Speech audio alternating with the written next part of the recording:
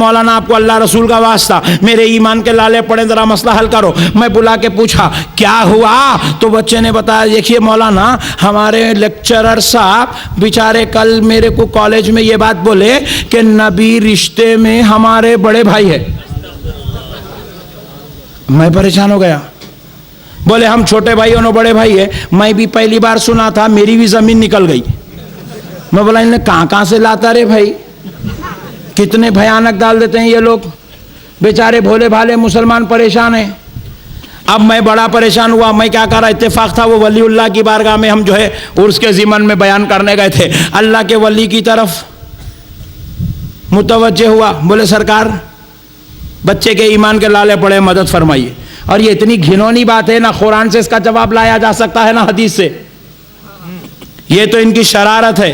बोले बड़े भाई हुजूर है, हम छोटे भाई है। फिर मैं बुजुर्ग की तरफ मदद के लिए आवाज दिया, खुदा की कसम एक लम्हे में मदद नसीब हुई।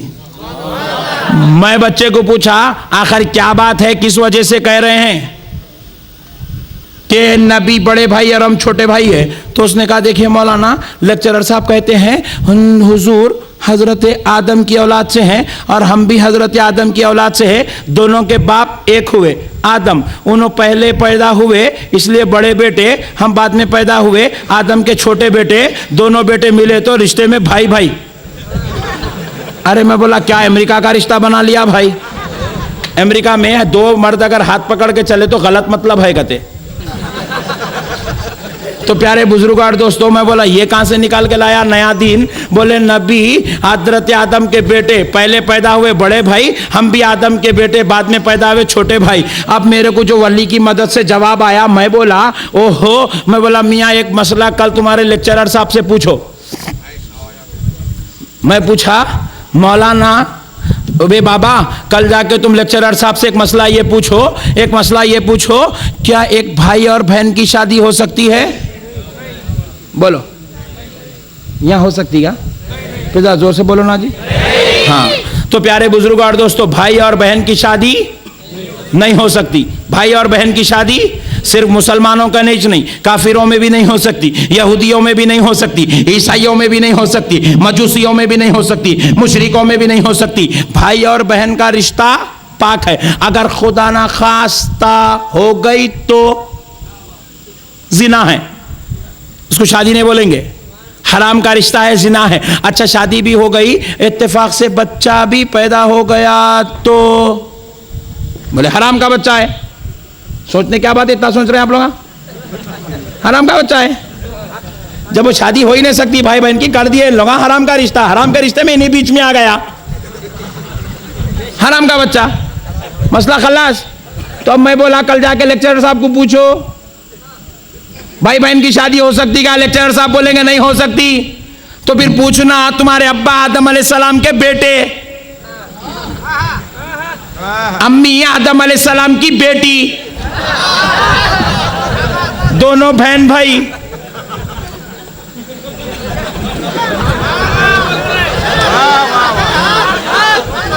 शादी हो सकती नहीं हो सकती? हो गई। वो तो रिश्ता हराम का था। अफसोस ये है बीच में तू पैदा हो गया।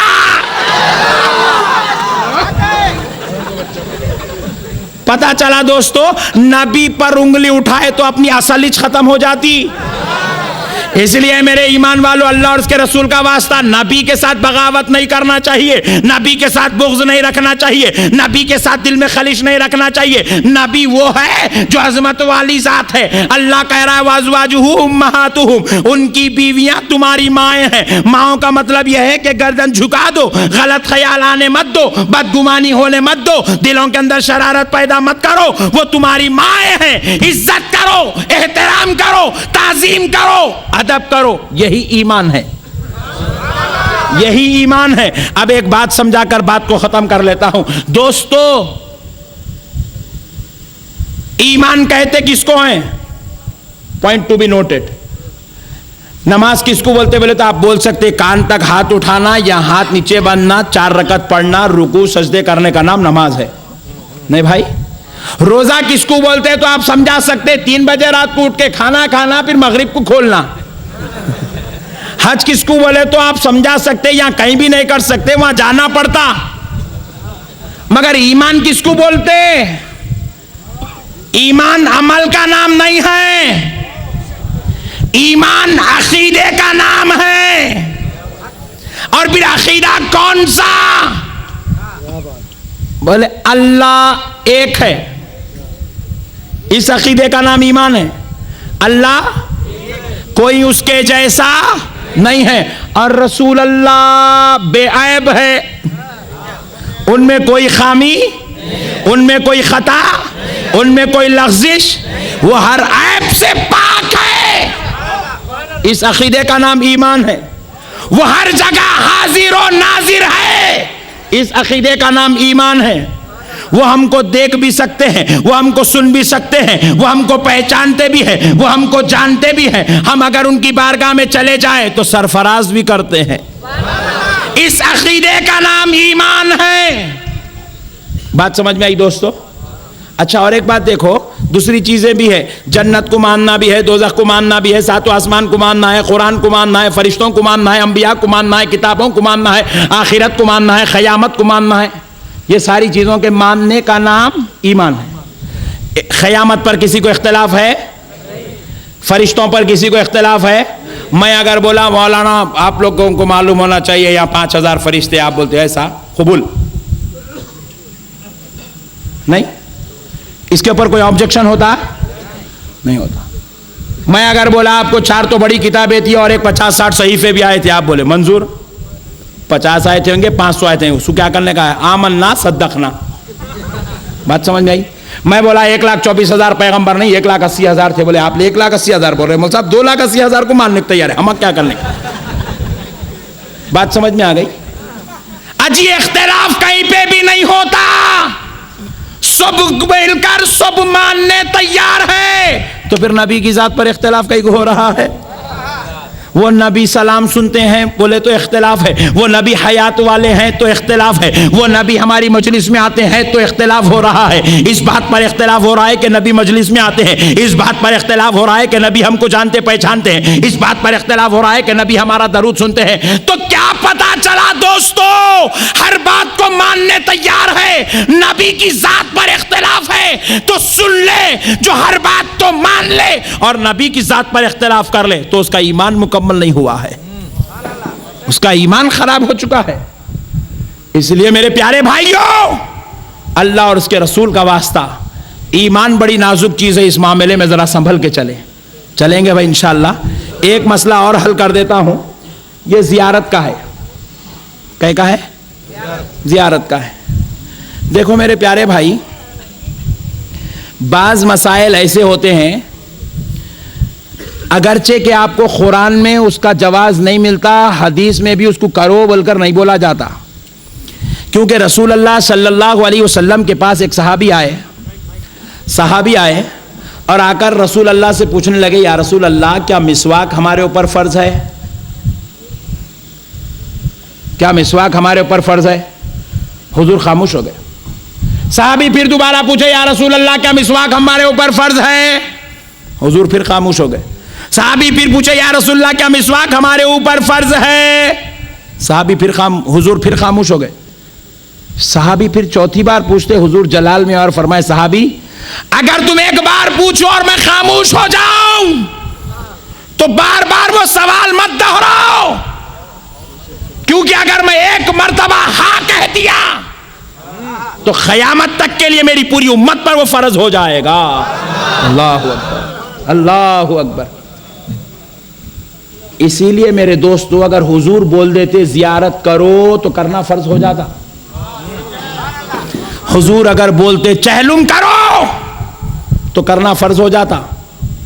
حضور اگر کہہ دیتے 10واں کرو تو کرنا واجب ہوتا, یا سنت ہو جاتا, یا فرض ہو جاتا. اور اگر نہیں کر رہے تو سب گنہگار ہو جاتے. اس لیے سرکار کیا کرے, بعض معاملات میں خاموشی اختیار کرے, فرمائے نہیں, خاموش ہو گئے. کیوں؟ اگر کرو تو ثواب دیا جائے گا, نہیں کرو گے تو چھوڑ دیا جائے گا, پکڑا نہیں جائے گا. تو اب چہلم فرض نہیں ہے, زیارت فرض نہیں ہے, واجب نہیں ہے، مگر انکار کرنا بری بات ہے، مگر انکار کرنا بری بات ہے۔ پھر آپ پوچھے جب رسول اللہ نہیں فرمائے تو پھر ہم کیوں کر رہے ہیں؟ رسول اللہ زیارت کرو نہیں فرمائے، مگر رسول پاک علیہ السلام ارشاد فرمائے جب میت کو دفن کر دیا جاتا ہے تو 3 دن تک اس کی خبر ایک کیفیت پر ہوتی ہے، تیسرے دن سے اس خبر کے اوپر عذاب یا رحمت جو بھی ہوگا اس کا سلسلہ شروع کیا جائے گا۔ عذاب والی کیفیت ہے تو عذاب شروع کیا جائے گا، اگر رحمت والا ہے تو رحمت شروع کیا جائے گا۔ اسی لیے لوگوں نے کہا تیسرا دن ہے کہ آج تیسرے دن سے اس کے اوپر اس کی خبر میں اس کی خبر کو آخرت کے لیے ہمیشہ کے لیے کی طرف موڑ دیا جائے گا، یعنی کہ اگر عذاب والا گناہگار ہے تو عذاب کی طرف، اگر ثواب نیک ہے تو رحمت کی طرف۔ تو اسی لیے ہمارے پاس جتنے بھی مرحومین جاتے ہیں سب گناہگار ہی ہوتے ہیں، اس لیے ہم سوچتے ہیں کہیں ان کو عذاب میں مبتلا نہ کر دیا جائے، اسی لیے آج کیا کرتے ہیں تیسرے دن سارے غریبوں کو بلا کر کھانا کھلاتے ہیں، بیٹا کھانا کھلا رہا ہے، محلے والے آئے اور کھانا کھا رہے ہیں، پوچھے بابا یہ کھانا کیوں کھلا رہے ہو؟ کیا فرض ہے؟ بولے نہیں ہے۔ کیا واجب ہے؟ بولے نہیں ہے۔ کیا سنت ہے؟ بولے نہیں ہے۔ پھر کیوں کھلایا؟ بولے اس لیے کھلا رہا ہوں تاکہ غریبوں کو کھانا کھلانے کا ثواب بابا کو ان کی خبر میں پہنچا دیا جائے۔ ہو سکتا ہے اس ثواب کی برکت سے میرے باپ کو خبر کے عذاب سے بچا لیا جائے۔ بات سمجھ میں آئی دوستو؟ یہ ایصال ثواب کرنے کا ہے، یہ ایصال ثواب کے لیے زیارت کی جاتی ہے، ایصال ثواب کے لیے دسواں کیا جاتا ہے، مرحوم کو خبر کے عذاب سے بچانے کے لیے چہلم کیا جاتا ہے، مگر اس کے اوپر اختلاف کرنا بری بات ہے۔ بولے اس کا جواز ہی نہیں ہے، میں نہیں کرتا۔ اور ایک بات سنو، اگر آپ زیارت کریں گے تو کیا اللہ تعالیٰ پکڑ کے عذاب میں ڈال دیں گے؟ بولیں گے تو قرآن کیوں پڑھا، چل دوزخ میں؟ ایسا ہوگا کیا؟ اللہ ایسا کریں گے کیا؟ اگر آپ زیارت کے دن 50 غریبوں کو اپنے بابا کے نام سے دادا کے نام سے کھانا کھلائیں گے تو اللہ تعالیٰ بولیں گے ہاں ہاں تو غریبوں کو کھانا کھلاتا، ادھر چل دوزخ میں؟ ایسا ہوگا کیا؟ اجی غریبوں کو کھانا کھلانا بھی کوئی گناہ کی بات ہے کیا؟ رحمت کی بات ہے نا میرے بھائی۔ سامنے غریب آیا 2 روپے دیے تو ثواب ملتا، 200 روپے کا کھانا کھلائے تو عذاب ہوتا۔ عجیب و غریب لوگ آ گئے میرے بھائی، کہاں سے آئے میرے کو سمجھ میں نہیں آیا۔ نہیں آپ کرتے کیا؟ زیارت بولے تو کیا ڈھول لے کے ناچ رہے ہیں؟ نہیں کلاٹیاں مار رہے ہیں۔ زیارت کا مطلب یہ ہے کہ قرآن پڑھی جاتی ہے، خبر پہ چادر چڑھائی جاتی ہے، مرحوم کے لیے ایصال ثواب کرتے ہیں، غریبوں کو کھانا کھلاتے ہیں، رشتہ داروں کو کھانا کھلاتے ہیں، بابا جان کی بہن کو بابا کے بھائی کو کھانا کھلا رہے ہیں، بابا جان کی بیوی کو بابا کے رشتہ داروں کو کھانا کھلا رہے ہیں، بابا کی روح دیکھ کر خوش ہو رہی ہے۔ اس لیے میرے پیارے بھائیوں، یہ چیزوں پر اختلاف کرنا یہ مسلمان کی علامت نہیں ہے، یہ ایمان کے مر جانے کی نشانی ہے، ایمان کے مر جانے کی نشانی۔ ایک بیٹا کیا کرا، بابا جان کے مرنے سے پہلے ہی گھر میں کرسی ڈال کے بیٹھ گیا، آج بٹوارا کرو۔ تو اماں بولے ارے تو بابا کے مرنے تک تو رک، بولے رکا تو مر رچ نہیں، میں یہ ٹینشن دے کے مارنے بیٹھوں بول رہا۔ بات سمجھ میں آئی میرے پیارے بھائی؟ انہیں بابا کا دشمن ہے جو بابا سے پہلے بٹویرے کی بات کرے، اور وہ بابا کا دشمن ہے جو مرنے کے بعد زیارت نہ کرے۔ انہیں مرنے سے پہلے بانٹ لینا چاہتا ہے، انہیں مرنے کے بعد بانٹنا نہیں چاہتا ہے۔ اس لیے میرے پیارے بزرگ اور دوستو یاد رکھیے گا، یہ زیارت جو ہے ایصال ثواب ہے۔ کیا ہے بولیے؟ حضرت سیدنا جابر رضی اللہ تعالیٰ عنہ رسول اللہ کے دربار میں آئے، حضرت انس بھی رسول اللہ کے دربار میں آئے، بولے یا رسول اللہ میری ماں کا انتقال ہو گیا ہے، یا رسول اللہ میں اپنی ماں کے لیے کچھ ایصال ثواب کرنا چاہتا ہوں، کیا کر سکتا ہوں؟ آقا علیہ السلام نے فرمایا کیوں نہیں ہے انس، اے جابر برابر کر سکتے ہو۔ پوچھے یا رسول اللہ کیا کروں؟ بولے دیکھو فلاں علاقے میں لوگوں کو پانی میسر نہیں ہے، وہاں کنواں کھدوا دو، جتنا پانی لوگ لیتے جائیں گے اس کا ثواب تمہاری ماں کی خبر میں پہنچایا جائے گا۔ میرے پیارے دوستو زیارت حق ہے، کرنا چاہیے، کل سے کریں گے نہیں؟ اب بولو محرم کی فاتحہ کون کریں گے؟ مین پوائنٹ ہے کیا یہ؟ ارے واہ سبحان اللہ، محرم کی فاتحہ کون کریں گے؟ اور ایک بات دیکھو، ان لوگوں کو نماز پڑھو ٹینشن نہیں ہے، روزہ رکھو زکوٰۃ دو جھگڑا نہیں، حج کو جاؤ انہوں آ کے ایئرپورٹ تک چھوڑیں گے آپ کو، اختلاف نہیں ہے، نماز روزہ زکوٰۃ حج قرآن کی تلاوت صبح سے لے کے شام تک قرآن پڑھو، اس کو ٹینشن نہیں ہوگا۔ ہاں کیا ہے میرا بیٹا، this is our piece. Leg piece. तो प्यारे बुजुर्ग और दोस्तों, पता क्या चला कि अपना बेटा कुरान पढ़ा तो इनका बेटा सीना ठोके, वो बेटा फातिहा रिजेक्ट। अरे अभी आपके जिगर का टुकड़ा था और अभी रिजेक्ट कैसे होगा? कुरान पढ़ा तो मेरा था, फातिहा पढ़ा तो नहीं होता बोले। तो मैं पूछा वो फातिहा गीता में की है क्या, रामायण में से लाए क्या, भगवत गीता में से लाए? अरे वो भी कुरान ही है। कुरान में की फातिहा पढ़े तो रिजेक्ट कैसा हो गया? फातिहा कुरान में है ना? नहीं है। सूरह फातिहा कहाँ है? सूरह इखलास कहाँ है? ये लोगों को क्या है, नमाज पे, रोजे पे, ज़कात पे, हज पे इख्तिलाफ नहीं है, इख्तिलाफ फातिहा पे है, इख्तिलाफ सलाम पे है, इख्तिलाफ दरूद पे है, इख्तिलाफ नात पे है, इख्तिलाफ मिलाद पे है, इख्तिलाफ मुहर्रम की फातिहा पे है, इख्तिलाफ मुहर्रम के मनाने पर है, इख्तिलाफ गरीब नवाज की फातिहा पर है, इख्तिलाफ गौसे आजम की फातिहा पर है। हमने पूछा भाई बात क्या है? छठी शरीफ पर इख्तिलाफ क्यों, 11वीं शरीफ पर इख्तिलाफ क्यों, 12वीं शरीफ पर इख्तिलाफ क्यों, फातिहा मुहर्रम पर इख्तिलाफ क्यों? खूब गौर करा तो पता चला इनको नमाज पढ़ो इख्तिलाफ नहीं है। क्यों? नमाज अल्लाह से जोड़ती है, रोजा अल्लाह से जोड़ता है, ज़कात अल्लाह से जोड़ता है, हज अल्लाह से जोड़ता है, तिलावत अल्लाह से जोड़ती है। फातिहा अल्लाह से नहीं, रसूल अल्लाह से जोड़ती है। सलाम अल्लाह के लिए पढ़ते, या अल्लाह सलाम अलैका बोलते, या नबी सलाम अलैका। सलाम नबी से जोड़ता है, दरूद नबी से जोड़ता है, महफिल नात नबी से जोड़ती है, खसीदे बुर्दा नबी से जोड़ता है, हजरत खादर शाह वली अल्लाह से, रसूल अल्लाह से जोड़ते हैं, हजरत शमना पीरा रसूल अल्लाह से जोड़ते हैं, गरीब नवाज रसूल अल्लाह से जोड़ते हैं, बंदा नवाज रसूल अल्लाह से जोड़ते हैं, गौसे आजम रसूल अल्लाह से जोड़ते हैं, फातिहा रसूल अल्लाह से जोड़ती है, ज़ियारत की फातिहा रसूल अल्लाह से जोड़ती है, मुहर्रम की फातिहा आले मुस्तफ़ा के नाम पे होती है तो मुस्तफ़ा जाने रहमत से जोड़ती है। तो बोले जो नबी से जोड़े वो शिर्क है या बिदात? तो मैंने पूछा जो अल्लाह से जोड़े, बोले वो जायज़ है। तो फिर जो अल्लाह से जोड़ दे वो जायज़, नबी से जो जोड़ दे वो शिर्क कैसे हो गया, वो बिदात कैसे हो गया? तो बोले मौलाना सुनो, हम एक मंसूबा और टारगेट लेके आए हैं, अल्लाह से जुड़ने देंगे मगर रसूल अल्लाह से जुड़ने नहीं देंगे, रसूल अल्लाह से जुड़ने नहीं देंगे। हम पूछे वो क्यों? बोले जब तक अल्लाह से जुड़े तो तुम कुछ हमारा नहीं बिगाड़ सकते, रसूल अल्लाह से जुड़े तो सब कुछ कर सकते हो, रसूल अल्लाह से जुड़े तो सब कुछ कर सकते हो। वो 313 थे, रसूल अल्लाह से जुड़े हुए थे, पूरी दुनिया पे भारी हो गए थे। इन्होंने सोचा मुसलमान को कमजोर करना है तो क्या करो, रसूल अल्लाह से इनका रिश्ता तोड़ दो। जब रसूल अल्लाह से टूट जाएगा तो मुसलमान बर्बाद हो जाएगा, लाख सजदे करेगा फिर भी मुजाहिद नहीं बन सकेगा, लाख रोजे रखेगा फिर भी मर्दे मोमिन नहीं बन सकेगा, लाख इफ्तारी करेगा, लाख हज कर लेगा, लाख ज़कात दे लेगा फिर भी फातिह नहीं बन सकेगा। अगर रसूल अल्लाह का होगा तो एक बार या रसूल अल्लाह पुकारेगा तो हजरत खादर शाह वली से लेकर रसूल अल्लाह तक सबकी मदद नसीब हो जाएगी।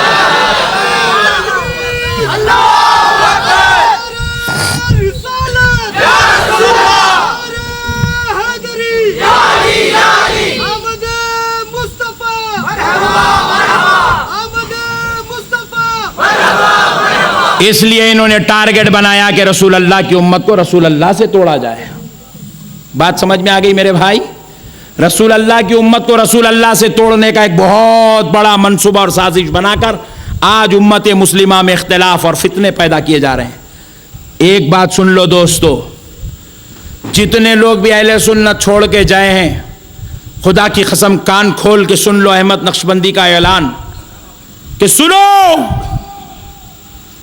तुमने जमात अहले सुन्नत को छोड़ा, तुमने बदअकीद की गुमराही को अपना लिया, तुमने दुश्मनाने रसूल की जमातों को अपने लिए हिदायत का सामान समझा।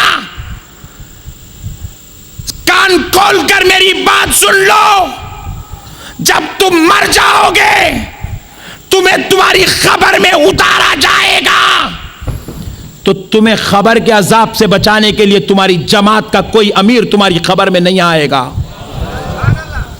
تمہاری جماعت کا کوئی ملا، کوئی حضرت جی، کوئی حفظہ اللہ تعالی تمہاری خبر میں نہیں آئے گا۔ آئے گا؟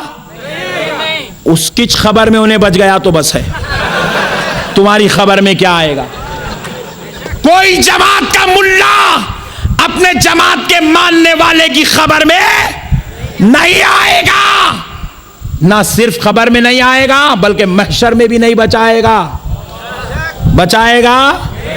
ہاتھ پکڑ کے جنت میں لے جائے گا؟ انہیں خود جنت میں نہیں جائے گا تو تم کو خاک کیا جنت میں لے جائے گا؟ ارے سن لو مسلمانوں، اے اہل سنت کے ماننے والوں، اپنی قسمت پہ ناز کرو کہ تمہارے ماں باپ نے کون سا نیک کام کیا کہ اللہ نے اس کے بدلے تم کو اہل سنت میں پیدا کیا۔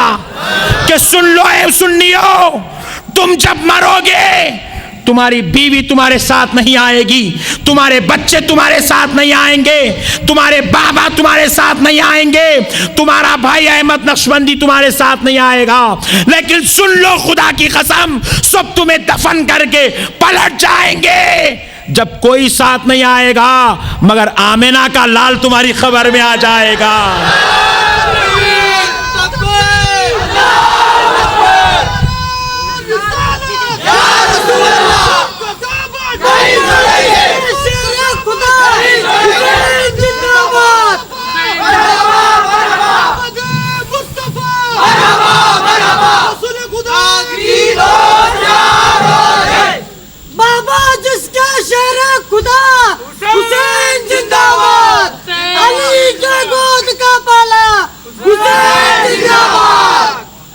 سن لو دوستو، میدان محشر میں ہمارے ماں باپ، ہماری اولاد، ہمارے بھائی ہم کو نہیں بچائیں گے مگر قسم مصطفیٰ جان رحمت کی فاطمۃ الزہرا کے بابا ہم کو بچائیں گے، حضرت امام حسین کے نانا ہم کو بچائیں گے، سرکار امام حسین ہمارا ہاتھ پکڑ کر ہم کو جنت میں لے جائیں گے۔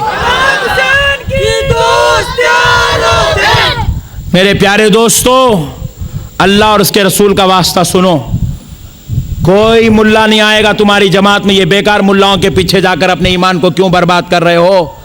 ارے اس جماعت سے اپنا تعلق جوڑو جس کے امیر کا نام محمد الرسول اللہ ہے۔ ارے اس جماعت کے خلیفہ کا نام ابو بکر صدیق ہے، اس جماعت کے مبلغ کا نام غوث اعظم ہے، اس جماعت کے محافظ کا نام امام اعظم ہے، اس جماعت کے امام کا نام امام بخاری ہے، اور اس جماعت کے شیر کا نام سید عبد القادر بادشاہ حسینی ہے۔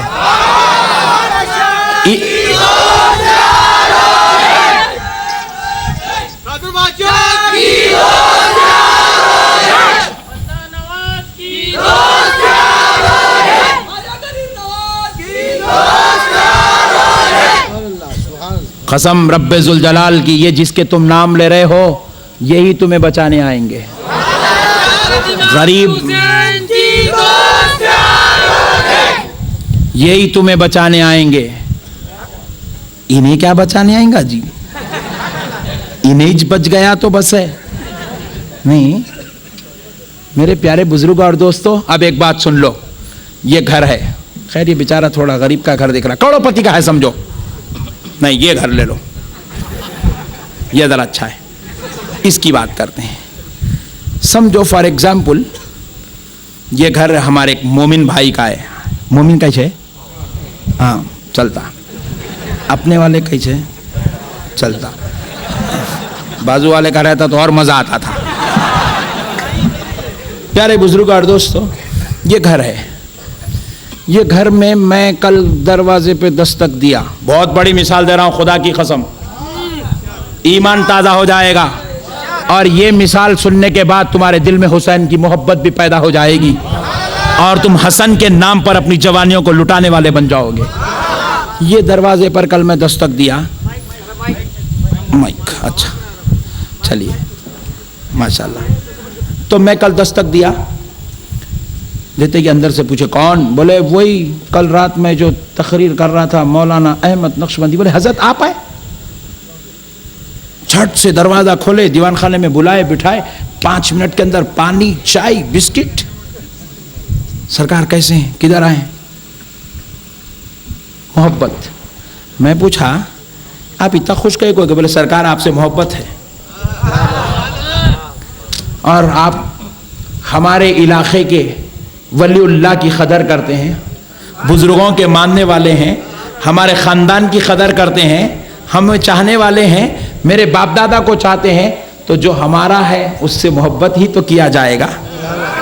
और वो आए तो दरवाजा खोल के बुला के अंदर बिठाया जाएगा। राइट? आपके खानदान और कबीले में, आपके दोस्त अहबाब में आपका चाहने वाला है, दरवाजा खोलेंगे, अंदर बुलाएंगे, वेलकम करेंगे, बिठाएंगे, चाय बिस्किट करेंगे।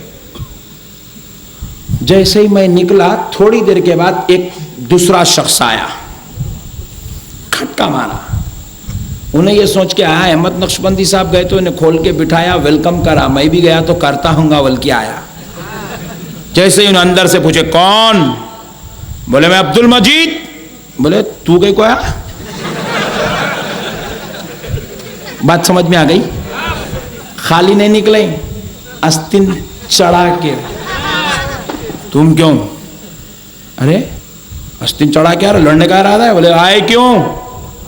अब भी वो मौलाना आए तो अंदर बुला के, मैं जब से देख रहा हूँ, बिठा के चाय वाई पिला के भेजा, और मैं आया तो तू बाहर आ गया। बोले वो मौलाना हमारे चाहने वाले, हम उनको चाहते हैं, वो हमको चाहते हैं। जिनसे मोहब्बत होती है, ताल्लुक होती है, मोहब्बत होती है, प्यार होता है, उनको अंदर बुलाया जाता है, बिठाया जाता है। और तू वो है जो हमारे बाप के खिलाफ बोलता है। पॉइंट नोट किया जाए, बहुत बड़ी बात समझा रहा हूं, खुदा की कसम ईमान ताजा हो जाएगा। तू वो है जो मेरे नाना के खिलाफ बोलता है। तू वो है जो मेरे बाप दादाओं की अजमत पे उंगली उठाता है, मोहल्ले में बदनाम करते फिरता है। तेरे जैसा शैतान आए तो अंदर बुलाकर नहीं बिठाया जाता, दरवाजा बंद करके बाहरी काम पहचान दिया जाता है। इस मिसाल को याद रखो। आप भी ऐसी करते नहीं? ऐसी होता नहीं? आम मिसाल है भाई। नहीं आप बोलते क्या, मेरे अब्बा को गालियां दिया, बहुत अच्छा करे आओ अंदर, ऐसा बोलते क्या आप? बहुत अच्छे, मेरे नाना की टांग पकड़ के बहुत अच्छा करे इधर, ऐसा बोलते आप? जो बाप दादा का दुश्मन होता है उसको बाहरी काम पछाना जाता है, घर में बुलाकर नहीं बिठाया जाता। बात समझ में आ गई? अरे मैदाने महशर होगा, इन्हें नमाज, रोजा, ज़कात, हज 40 दिन की जमात लेकर मीज़ान पर पहुंचेगा। सुन्नी मुसलमान 11वीं, 12वीं, छठी शरीफ, बंदा नवाज और इमाम हुसैन की फातिहा लेकर मीज़ान पे पहुंचेगा। दोनों का नाम अमाल तोला जाएगा, दोनों के पल्ले देखे जाएंगे, दोनों मिलकर अपने नाम अमाल तुलाकर जन्नत की तरफ भागेंगे। जन्नत पे दरवाजा खटखटा, आप भी देंगे, मैं भी खटखटाऊंगा। अंदर से आवाज आएगी, कौन है? आप आवाज देंगे, मैं सैयद कादर बादशाह हुसैनी के इलाके का रहने वाला हुसैनी गुलाम आया हूं।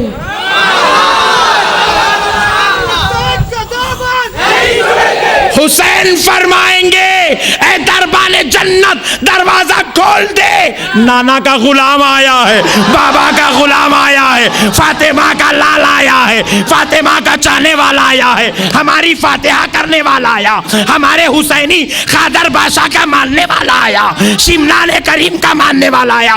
बुलाओ, दरवाजा खोलो, अंदर बुलाओ, जन्नत की नेमतें उसको पेश करो। हम गए सो देख के बाजू वाले को हिम्मत आई,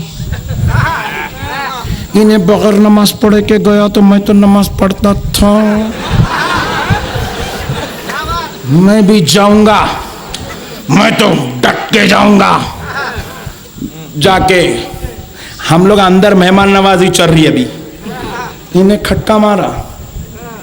सरदारे जन्नत इमाम हुसैन ने पूछा, कौन है?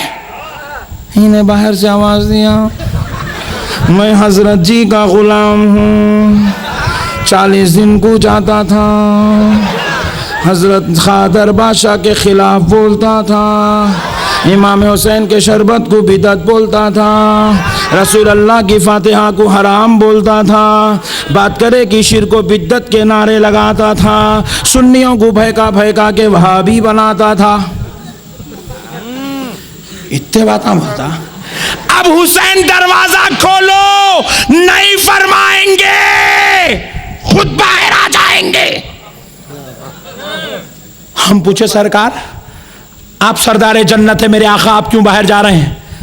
बोले सुनो, जो अपना होता है अंदर बुलाया जाता है, जो बाप दादा का दुश्मन हो अंदर नहीं बुलाया जाता, बाहर ही काम पहचान दिया जाता है।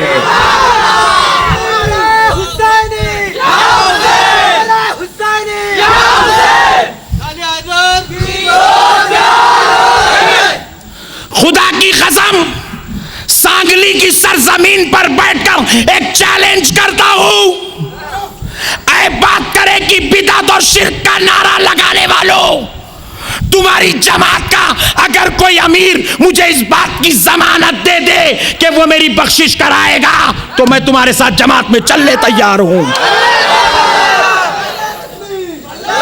अगर तुम्हारी जमात का अमीर मेरी जमानत की नजात नहीं दे सकता तो छोड़ दे जमात, आ जा अहले सुन्नत में।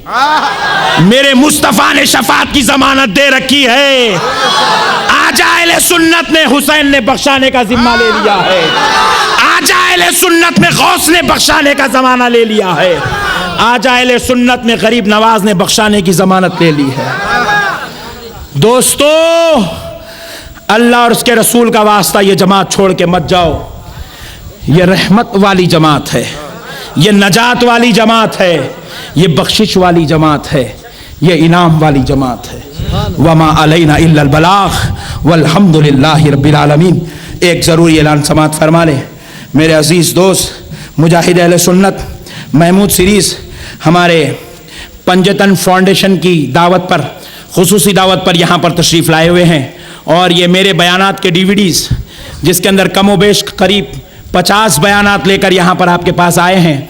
ये DVDs का सेट आप बिलखुसूस हज़रत सैयदुना इमाम हुसैन की अज़मत पर और हज़रत सैयदुना गौस पाक रज़ी अल्लाह तआला अन्हु की अज़मत पर, रसूल अल्लाह सल्लल्लाहु अलैहि वसल्लम की अज़मत पर और सैयदा कायनात फ़ातिमतुज़ ज़हरा की अज़मत पर चंद मखसूस बयानात इसके अंदर हैं।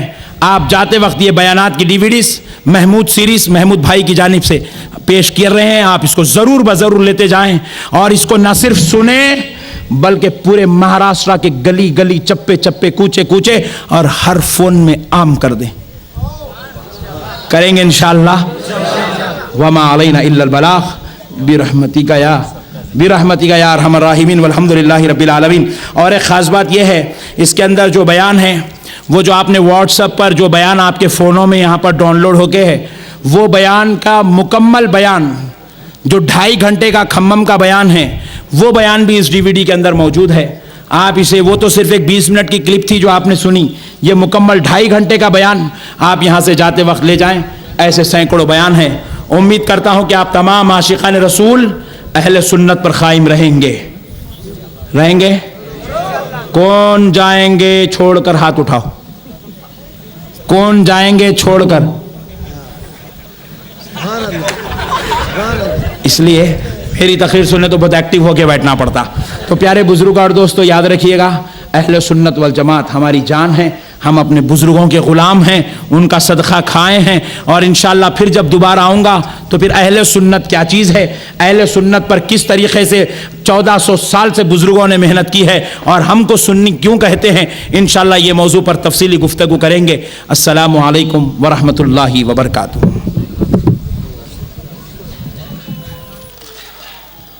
अल्हम्दुलिल्लाहि रब्बिल आलमीन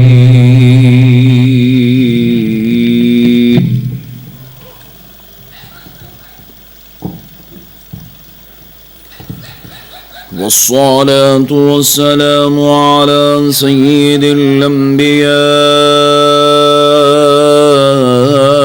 वल मुरसलीन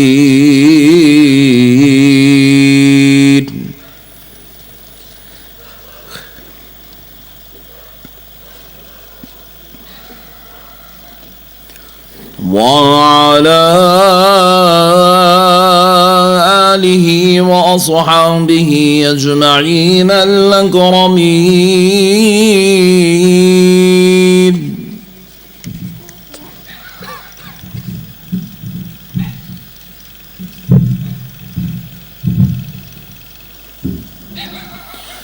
أشهد أن لا إله إلا الله وحده لا شريك له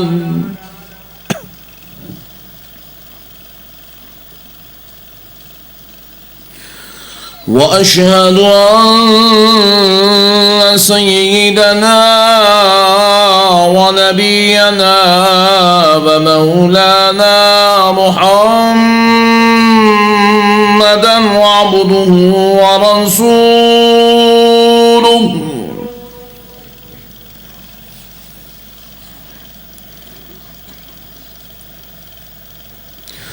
أما بعد فأعوذ بالله من الشيطان الرجيم.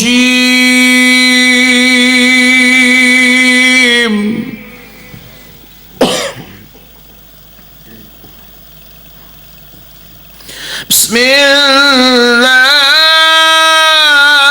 الرحمن الرحيم.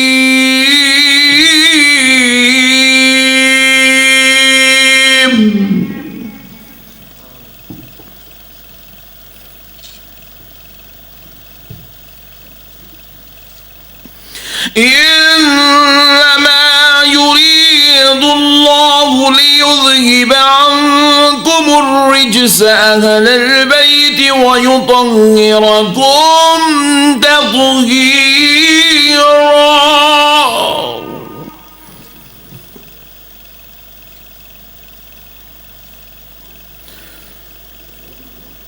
وقال الله تبارك وتعالى في القرآن المجيد: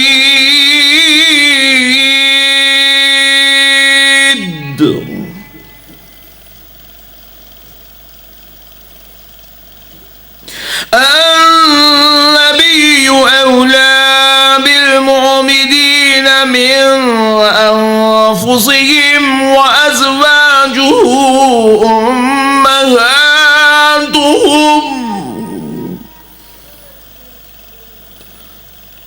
صدق الله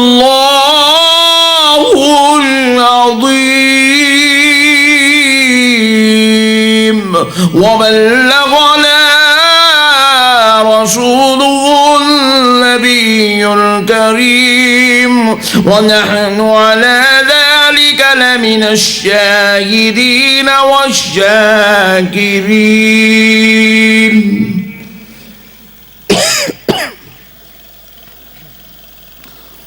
والحمد لله رب العالمين.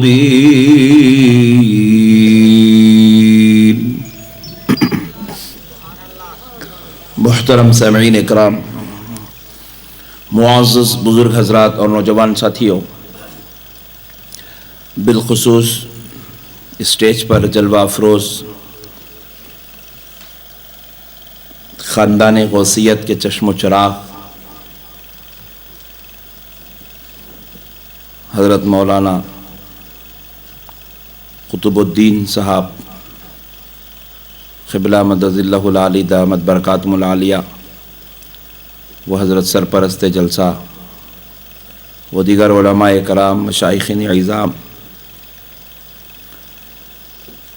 اور پردہ نشین اسلامی ماں اور بہنوں، یہ اللہ تبارک و تعالیٰ کا بہت ہی بڑا احسان عظیم ہے اور اس کے پیارے حبیب صلی اللہ علیہ وآلہ وسلم کی لطف عنایت ہے کہ آج اللہ رب العزت کے فضل سے حبیب پاک صلی اللہ علیہ وآلہ وسلم کے صدقے و طفیل سے ذکر اہل بیت کی اس مقدس اور بابرکت مجلس میں ہم سب کو شریک ہونے کی سعادت اور توفیق نصیب ہوئی ہے۔ اس پر ہم اللہ تبارک و تعالیٰ کا جتنا بھی شکر بجا لائیں کم ہیں کہ پروردگار نے اس مبارک توفیق و سعادت سے ہم کو سرفرازی عطا فرمائی ہے۔ جیسے کہ آپ حضرات بخوبی جانتے ہیں کہ یہ ماہ مقدس ماہ محرم الحرام، جس کی آج بابرکت تیسری تاریخ سے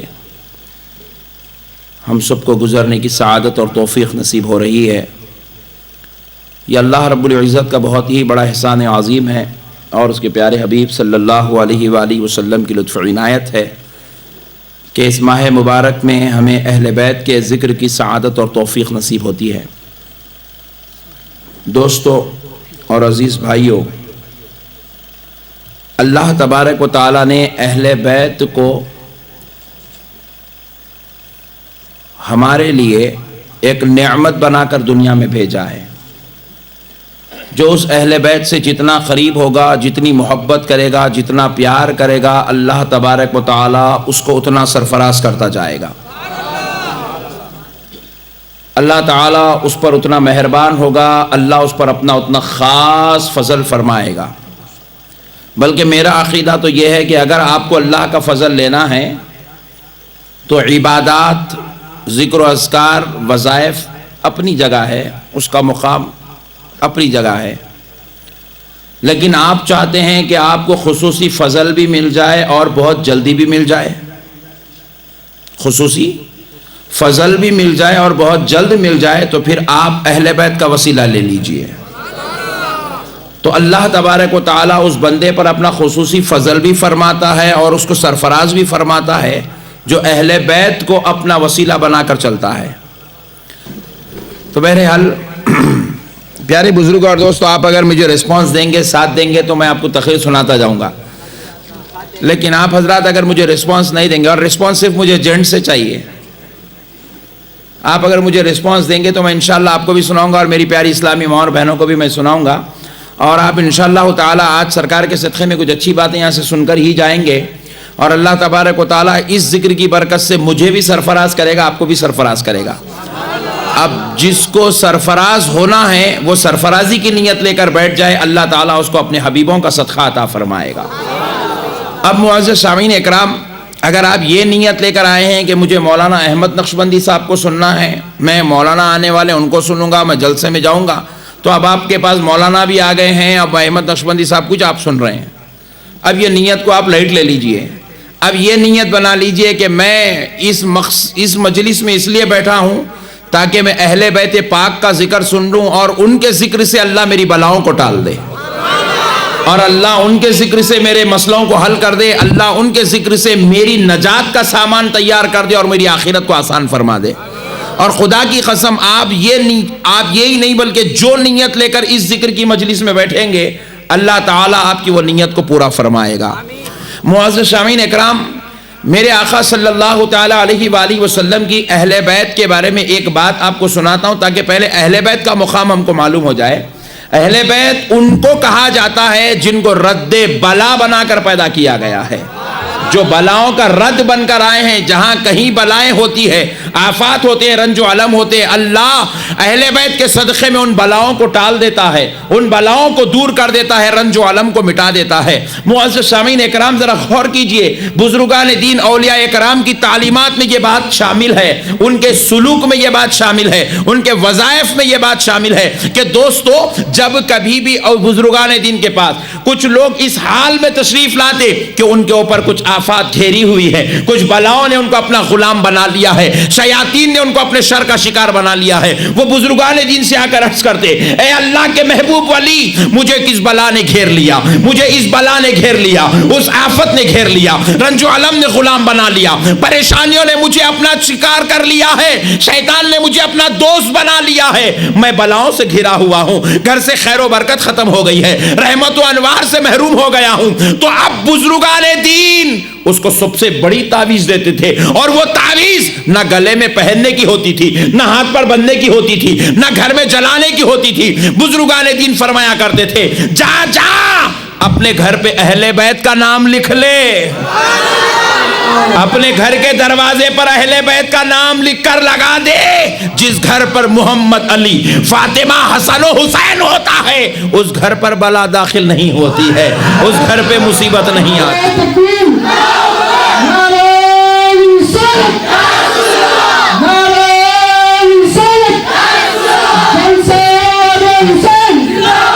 نعرہ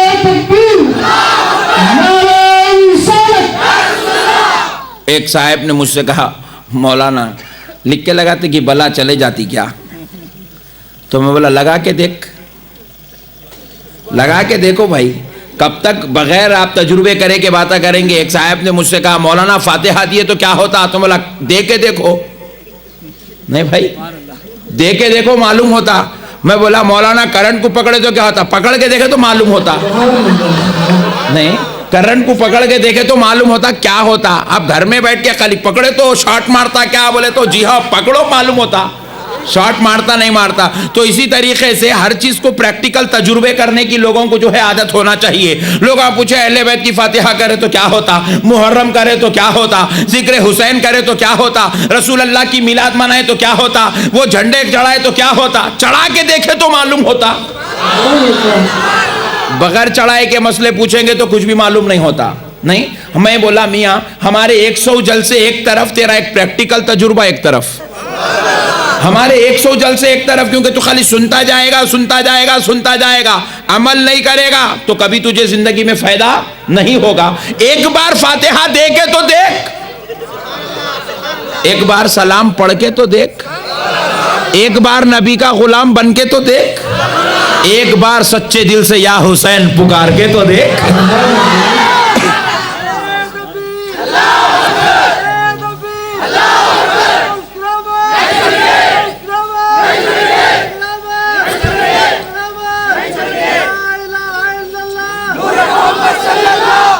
ماشاءاللہ میں سمجھا آپ لوگ گاؤں کے ہیں، یہ گلیوں میں سے لائے تو سمجھا والا آئلہ جلسہ فلاپ گیا، ایسا سوچا، مگر آپ لوگوں کو دیکھے تو ایسا محسوس ہو رہا کہ میں بامبے میں بیٹھ کے تقریر کر رہا ہوں۔ پیارے بزرگ اور دوستو ماشاءاللہ بہت شعور والے لوگ ہیں، اللہ سلامت رکھے آپ کو، آپ کی تعداد میں برکت دے اور آپ کے بچوں کو وہابی بننے سے بچائے، کیونکہ ہمارے سنی لوگ اپنے بچوں پہ محنت نہیں کر رہے ہیں، تو اب بچے وہابی نے تو کیا سنی بنیں گے، اس لیے میں دعا کر رہا ہوں۔ مگر آپ میرے ایک میسج انشاءاللہ لاسٹ میں اینڈنگ میں دوں گا، اس پر عمل کریں گے نا بھائی؟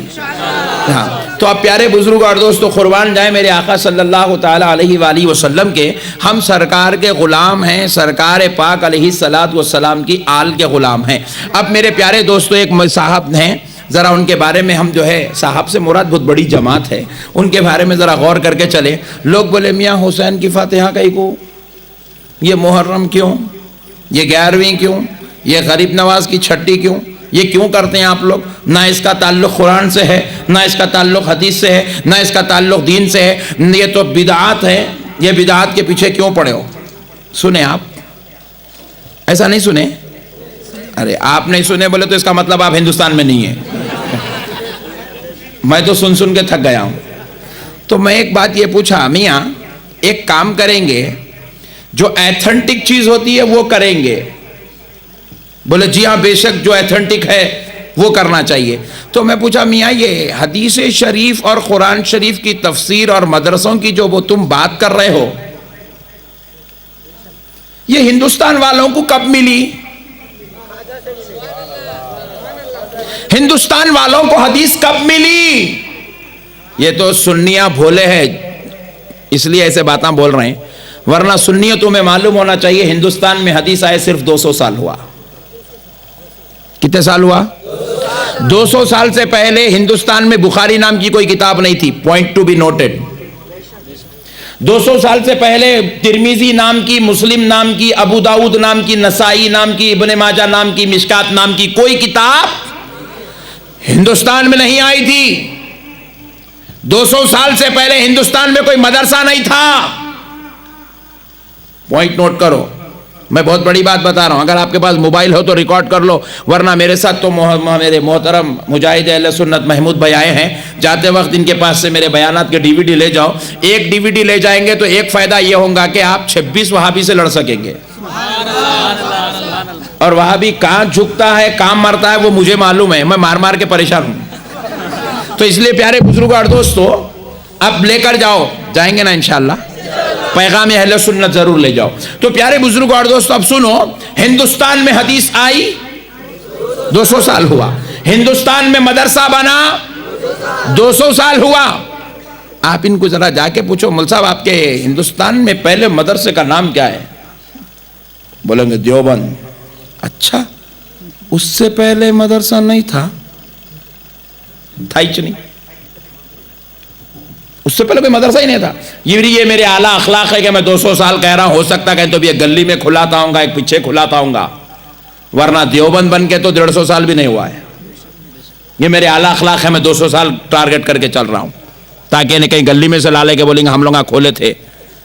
تو پیارے بزرگوں اور دوستو سنو، حدیث آئی 200 سال ہوا، تفسیر آئی 200 سال ہوا، مدرسہ بنا 200 سال ہوا.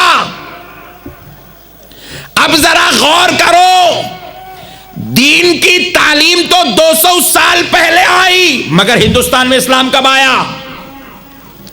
ہندوستان میں اسلام آئے 800 سال ہو گئے. کتنے سال ہوئے؟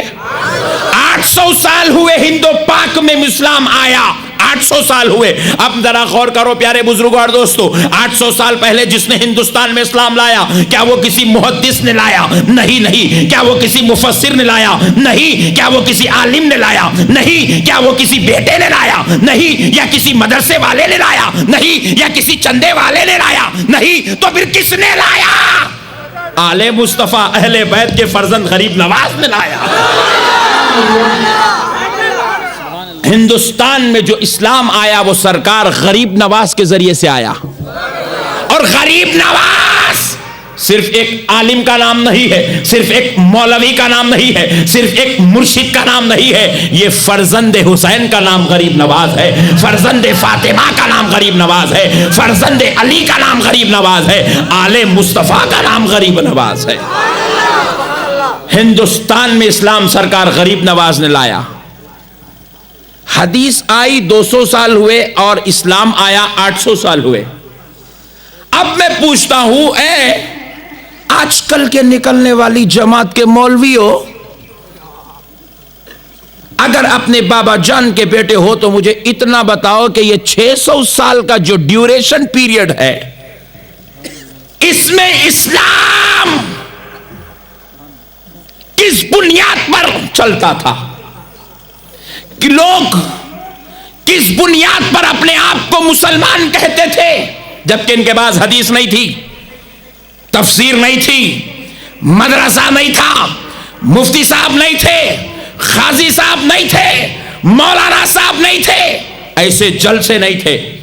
پھر کس بنیاد پر یہ لوگ اپنے اسلام پر قائم تھے؟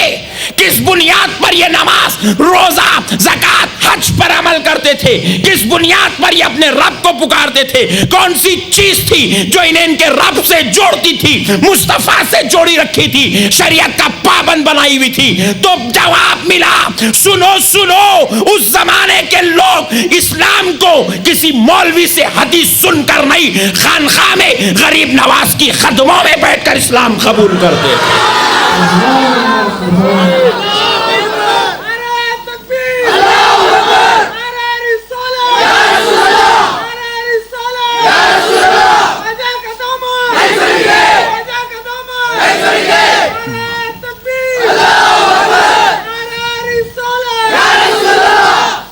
ایک طرف سلسلہ چشتیہ نے مسلمانوں کے ایمان کو سنبھالا تو دوسری طرف آل غوث اعظم نے اسلام کو سنبھالا.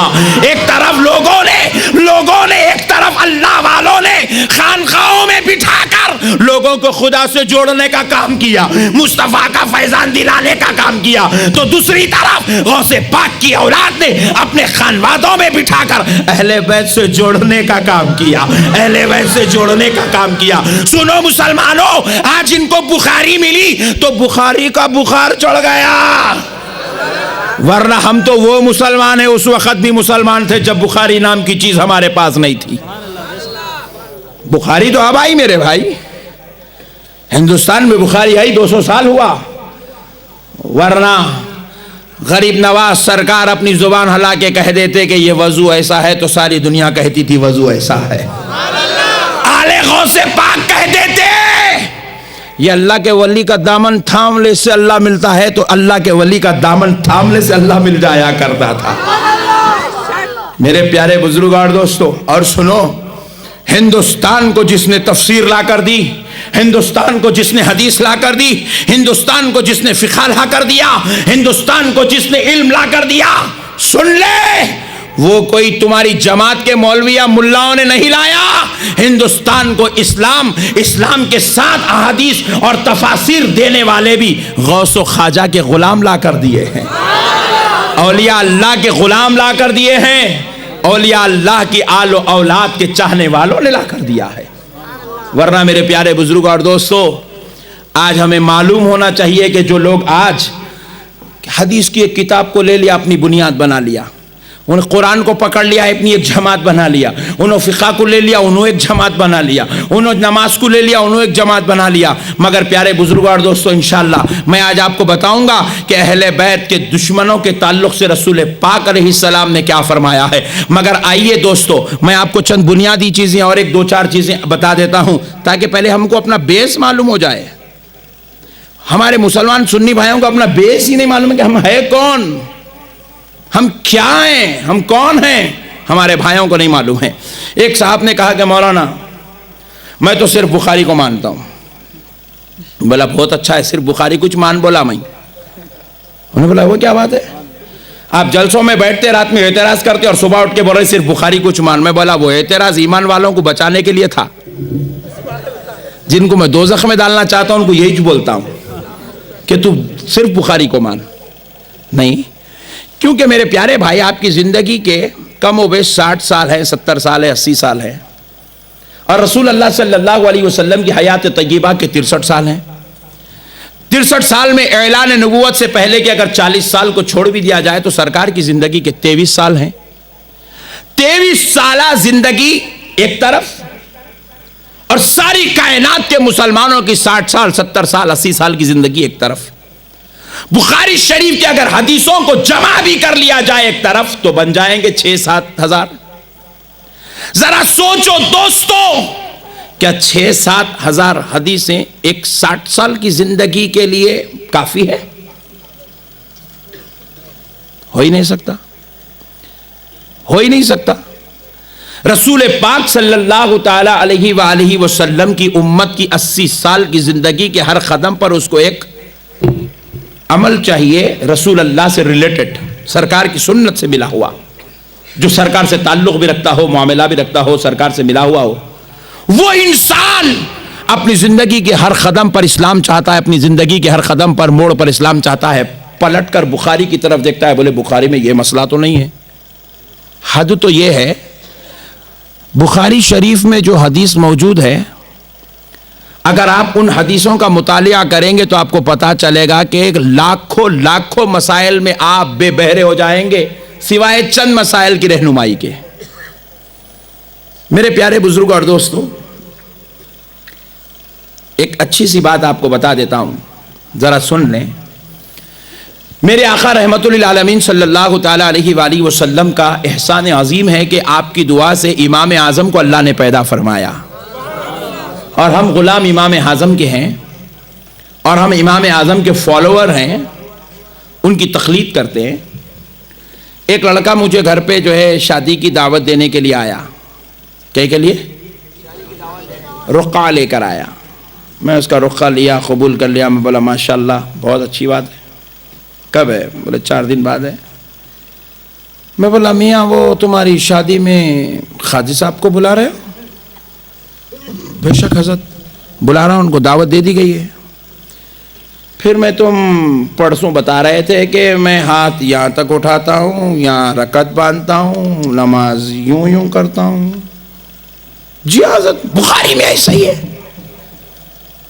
تمہارا اوکے, تو تم بخاری پر عمل کرنے والے ہو, صحیح حدیث پر عمل. جی ہاں حضرت. تو میں نے کہا اچھی بات ہے میرے پیارے بابا, بخاری کے مطابق عمل کرنے والے, صحیح حدیث کے مطابق عمل کرنے والے, پھر تو نے قاضی صاحب کو رخصہ کیوں دیا؟ بولے مولانا وہ کیوں؟ میں نے کہا رسول اللہ صلی اللہ علیہ وسلم نے اپنی حیات طیبہ میں 11 نکاح فرمائے. کیا تو ثابت کر سکتا ہے حدیث کی کتاب سے کہ رسول اللہ نے قاضی وقت کو اپنے نکاح میں خطبہ نکاح پڑھنے کے لیے بلایا تھا؟ کیا تو ثابت کر سکتا ہے کہ رسول اللہ تو خیر رسول اللہ ہے, رسول اللہ کے 1.5 لاکھ صحابہ میں کسی صحابی نے ان کا نکاح پڑھنے کے لیے قاضی صاحب آئے تھے؟ یا ایجاب و قبول کرا لے قاضی صاحب آئے تھے؟ یا قاضی صاحب کے بغیر کسی صحابی کا نکاح نہیں ہوا تھا؟ کوئی ایک ایسی حدیث لا کر دے سکتا ہے؟ بحران ہوا. تو میں بولا تو بحران ہی ہوگا بیٹے، کیونکہ تو ابھی چھوٹا ہے، کچپندہ ہے، ابھی ابھی نکلا ہے. تو ایک کام کر، اپنے مولوی صاحب سے پوچھ کے آ. اس کو ایک بچہ ہو گیا، ابھی تک نہیں آیا. پتا چلا دوستو، آپ زندگی کا ہر مسئلہ اگر آپ حدیث کے مطابق چلنا چاہیں گے، خدا کی قسم 1.5 لاکھ حدیثیں بھی اگر آپ لے کر بیٹھ جائیں گے تو اپنی زندگی کا ہر مسئلہ آپ اس میں حل نہیں کر سکتے. میں پلین میں بیٹھا، حج کو جا رہا تھا، میرے بازو اتفاق سے ایک شیطان بیٹھ گیا تھا. شیطان بولے تو ریل شیطان نہیں، شیطان کا بھائی تھا. تو میں اس کو پوچھا، میاں رسول اللہ صلی اللہ علیہ وسلم تو دین کے کام میں ہر نئی چیز کو بدعت بولے، تو آج پلین میں بیٹھا اور حج کو سفر کر رہا ہے. یہ سفر کے لیے اس پلین کا استعمال کون سی حدیث سے ثابت ہے؟ نہیں. اب میں بولا جان دے، بیٹھ گیا. اب ڈھکل تو نہیں سکتا نیچے. اللہ بیٹھ گیا، بیٹھ جا. ایک کام کر، نماز کا وقت ہوا، آپ قبلہ کدھر کریں گے؟ حدیث سے بتانا. ادھر کرا تو میں پوچھوں گا ادھر رخ کرنا کون سی حدیث میں ہے؟ ادھر رخ کرے گا تو پوچھوں گا ادھر کون سی حدیث میں لکھا ہوا ہے؟ پہلے تو پلین کا ذکر حدیث میں ہے نہیں. اب قبلہ لاتا کہاں سے؟ کعبہ نیچے، تو اوپر. بات سمجھ میں آئی؟ اگر حدیث کی چکر میں جائے گا تو زندگی بھر چکر کھاتے رہے گا، نتیجے کو نہیں پہنچیں گا. منزل آ جائے گی، ڈولا گھر کو آ جائے گا. امام اعظم کا غلام بن جا، ہر مسئلہ حل ہوتا چلا جائے گا، ہر مسئلہ حل ہوتا چلا جائے گا. امام نے جتنی محنت کرنی تھی ساری محنت کر لی. امام جتنا سکھانا تھا سارا کچھ سکھا دیے. جتنے مشکلیں تھیں امام نے اپنے اوپر لے لیا، جتنے مسئلے تھے امام نے اپنے اوپر لے لیا. سنو دوستو، اگر یہ بدبختہ اس پلین کے مسئلے کو نہیں مانتا، میں بولا آج ٹرین میں بیٹھ جا. جب ٹرین میں نماز پڑھے گا میں پوچھوں گا تو نیت کیا کرے گا؟ بولے میں نیت کرتا ہوں 4 رکعت فرض نماز عصر کی اللہ تعالیٰ کے لیے. اب میں پوچھا منہ کدھر؟ ٹرین کی کھڑکی کی طرف کے دروازے